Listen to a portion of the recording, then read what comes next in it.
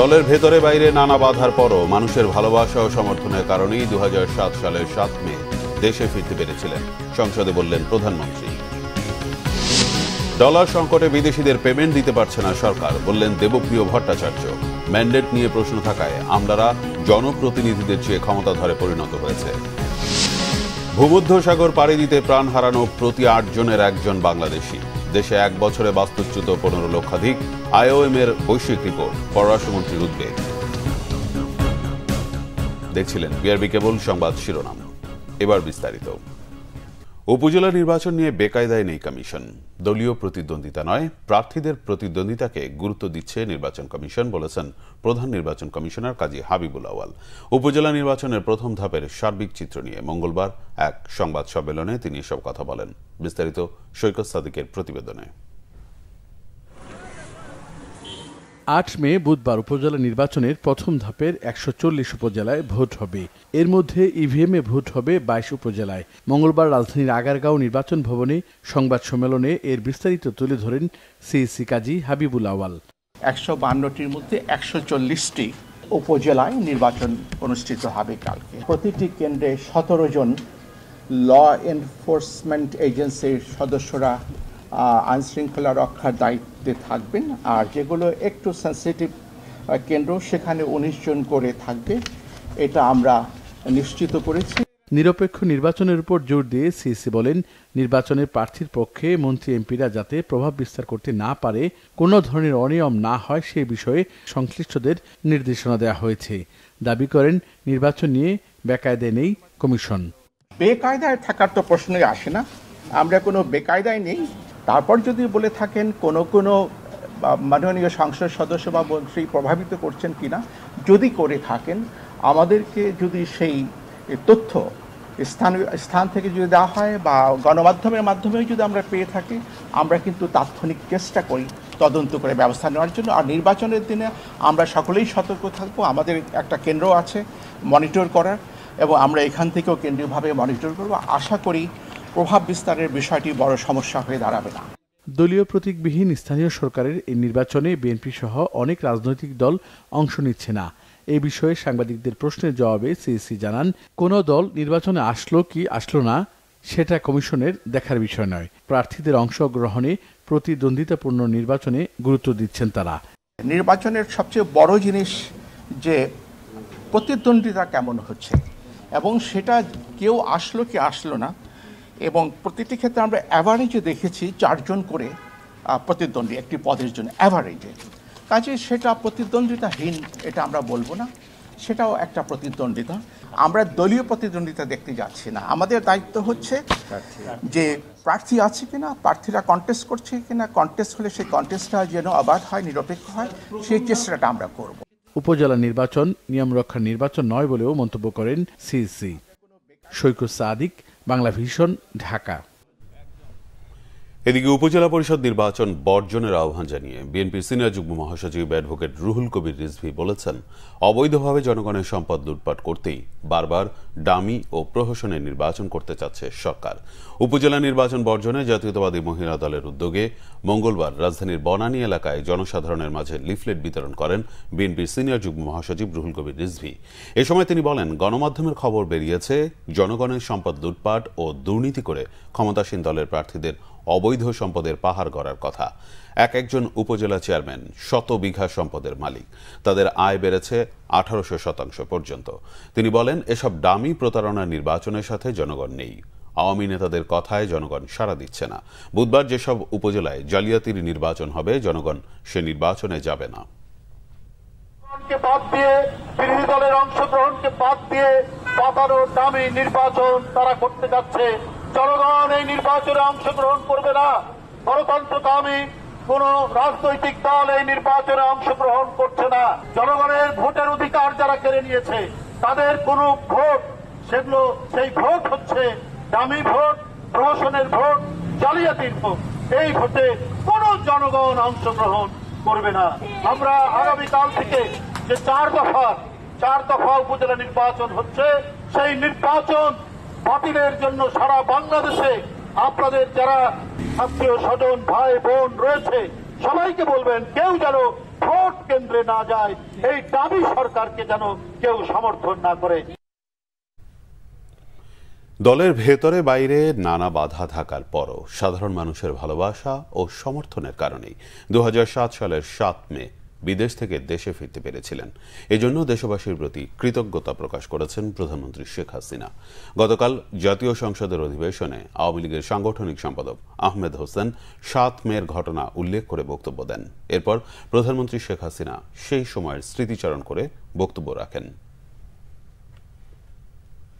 আজকের দিনটা আমার জীবনে একটা অনন্য দিন, কারণ আমি সেদিন দেশে ফিরে এসেছিলাম শত বাধা অতিক্রম করেই।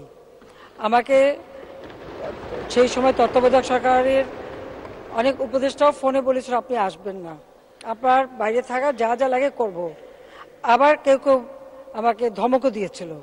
একথা বলা হয়েছিল যে বাংলাদেশে ফিরলে ওই এয়ারপোর্টেই মেরে ফেলে দেবে। আমি বলছিলাম আলহামদুলিল্লাহ, আমি নিজের দেশের মাটিতে তো মরবো, কিন্তু আমি আসবো।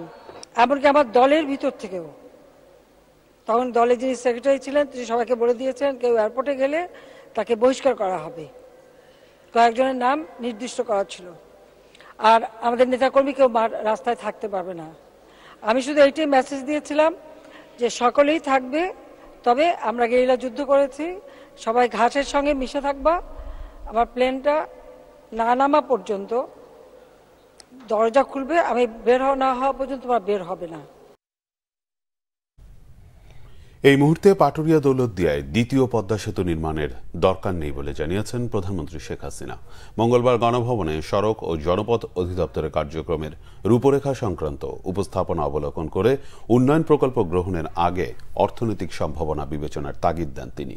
এ সময় অহেতুক অপচয় না করে সড়ক ও সেতু বিভাগের মধ্যে সমন্বয় করে কাজ করার নির্দেশ দেন প্রধানমন্ত্রী। রিপোর্ট সৈয়দ আব্দুল মুহিতের। ঢাকা শহরের যানজট কমিয়ে গাড়ির গতি বাড়াতে প্রায় 90 কিলোমিটার বৃত্তাকার সড়ক নির্মাণ প্রকল্প হাতে নেয় সরকার। ঢাকার 13 মুখ থেকে আবদুল্লাপুর হয়ে গাবতলী বাবুবাজার দিয়ে ডেমরা পর্যন্ত সড়ক পথের কাজ বাস্তবায়ন করবে সড়ক ও জনপথ অধিদপ্তর। গণভবনে এই প্রকল্প সংক্রান্ত কার্যক্রম উপস্থাপন করা হলে প্রয়োজনীয় দিক নির্দেশনা দেন প্রধানমন্ত্রী শেখ হাসিনা। এ সময় ইনার সার্কুলার রোডের পরিবর্তে আউটার সার্কুলার রোডের উপর জোর দেন তিনি। ইনার সার্কুলার, তারপরে আউটার সার্কুলার, এত সার্কুলারের কি খুব বেশি একটা প্রয়োজন আছে নাকি আমাদের? কারণ ইতিমধ্যে অনেকগুলি সংযোগ কিন্তু হয়ে গেছে। সেখানে আমাদের কোনো কোনো জায়গা আছে যে সামান্য একটুখানি যোগ করে দিলেই কিন্তু যোগাযোগটা হয়ে যায়। তো ওটা আগে আপনাদের খোঁজ করে বের করতে হবে।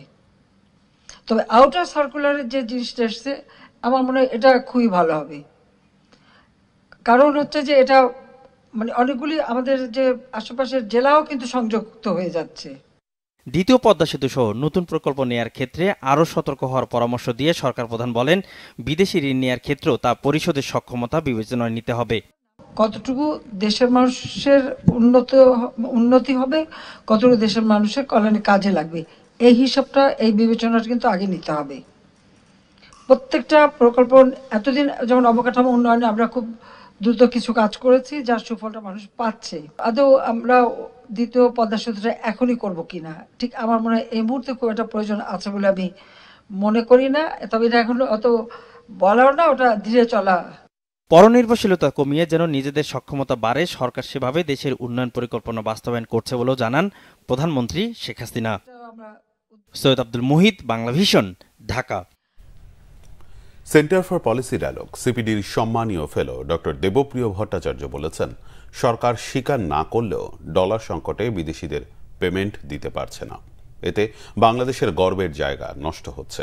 ম্যান্ডেট নিয়ে প্রশ্ন থাকায় আমলারা জনপ্রতিনিধিদের চেয়ে ক্ষমতাধরে পরিণত হয়েছে বলেও মন্তব্য করেন বিশিষ্ট এই অর্থনীতিবিদ। গোলাম মাইনুল হাসানের রিপোর্ট।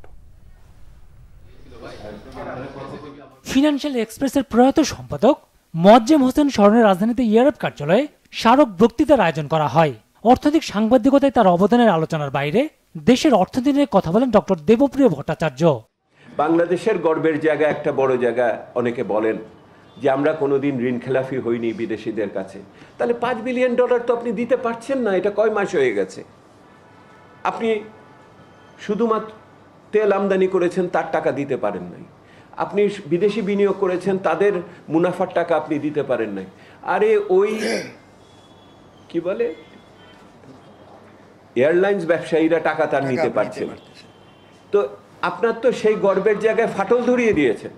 বাংলাদেশ ব্যাংকের সাংবাদিক প্রবেশের নিষেধাজ্ঞার সমালোচনা করেন ডক্টর দেবপ্রিয়। সরকারের উচ্চ পর্যায় থেকে এমন নির্দেশনা এসেছে কিনা তা নিয়ে সন্দেহ প্রকাশ করেন তিনি। তথ্য উপাত্তগুলো কিন্তু বাংলাদেশ ব্যাংক থেকে আসতো, আপনাকে ওইখানে ঢোকার রাস্তা বন্ধ করা হয়েছে। ডাল মে কুচ কালা হ্যায়। এখন ডালটা মুসুরির ডাল না মুগের ডাল না বুটের ডাল, নাকি সব ডালেই সমস্যা হয়েছে? আমি জানি না এই নিয়ন্ত্রণ ওনাদের বাংলাদেশ ব্যাংকের বোর্ড যেটা আছে সেটা করেছে কিনা, নাকি ওনারা নির্দেশিত হয়েছেন আরো উচ্চ পর্যায় থেকে।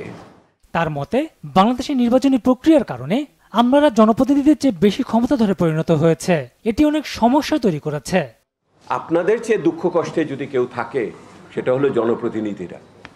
কারণ ওই জনপ্রতিনিধিদের যদি প্রতিনিধিত্ব নিষ্কলুষ হতো, ওনাদের যদি এইটা করার ক্ষেত্রে ওনাদের ম্যান্ডেটের ব্যাপারে কোনো প্রশ্ন না থাকতো, তাহলে ওনারা এটা করতে পারতেন।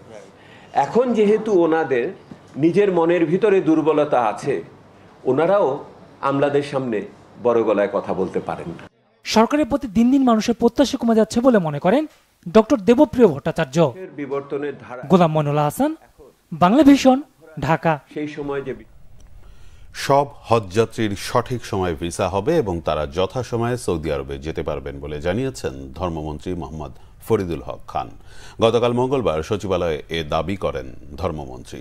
মন্ত্রী জানান, ভিসা নিয়ে কোনো সমস্যা নেই, যে যত কথাই বলুক হজযাত্রীদের ভিসা নিয়ে শেষ পর্যন্ত কোনো সমস্যা হবে না। তিনি সরাসরি না জানালেও ভিসার জন্য আরেক দফা সময় বাড়বে এমন ইঙ্গিত দেন। এক প্রশ্নের জবাবে মন্ত্রী জানান, 1 বছরে বিপুল সংখ্যক মুসল্লি ওমরা করায় হজযাত্রীর কোটা এবার পূরণ হয়নি। জানান, বুধবার প্রধানমন্ত্রী শেখ হাসিনা হজ কার্যক্রমের উদ্বোধন করবেন। এরপর সেদিন রাত 3টায় ছেড়ে যাবে প্রথম হজ ফ্লাইট। মঙ্গলবার পর্যন্ত মাত্র 1/3 ভিসা ইস্যুর বিষয়টি উদ্বেগের হলেও দুশ্চিন্তার কিছু নেই বলে দাবি করেন ধর্মমন্ত্রী ফরিদুল হক খান। যে আগামী দিনে এটা কি করবে না করবে সেটা কি আপনাকে জানাইছেন, আমাদেরকে জানাইছে? জানায় নাই। তবে হজ যাত্রী নেওয়ার দায়িত্ব তাদের, বিচার দেওয়ার দায়িত্ব তাদের। তারা যদি হজ যাত্রী যদি না নিতে পারে, ব্যর্থতা তাদের। তবে আমি এটুকু বলতে পারি যে আমাদের পক্ষ থেকে এবং সৌদি গভর্নমেন্টের পক্ষ থেকে সব হজ যাত্রী সঠিক সময়ে যাবে, সঠিক সময়ে ভিসা হবে ইনশাআল্লাহ। ভূমধ্যসাগর পাড়ি দিতে গিয়ে মারা যাওয়া প্রতি 8 জনের 1 জনই বাংলাদেশি। আইওএমের ওয়ার্ল্ড মাইগ্রেশন রিপোর্ট 2024-এ উঠে এসেছে এ তথ্য। রিপোর্টে বলা হয়, দুর্যোগে গত 1 বছরে বাংলাদেশে বাস্তুচ্যুত হয়েছে 15 লাখেরও বেশি মানুষ। প্রতিবেদন অনুযায়ী বিশ্বে প্রায় 7.5 কোটি মানুষ অভ্যন্তরীণভাবে বাস্তুচ্যুত হয়েছে। এর কারণ হিসেবে যুক্ত হয়েছে প্রাকৃতিক দুর্যোগ, যা দুশ্চিন্তার কারণ বলে মনে করেন পররাষ্ট্রমন্ত্রী ডক্টর হাসান মাহমুদ। রিপোর্ট করছেন আসমা আক্তার নূপুর। মৃত্যু নিশ্চিত জেনেও জীবন ও জীবিকার তাগিদে অভিবাসনের চেষ্টা চলছে অহরহ। প্রায়ই আন্তর্জাতিক গণমাধ্যমে উঠে আসে বিভিন্ন দেশের সীমান্ত বা সমুদ্রে মানুষের অসহায় ও করুণ মৃত্যুর খবর।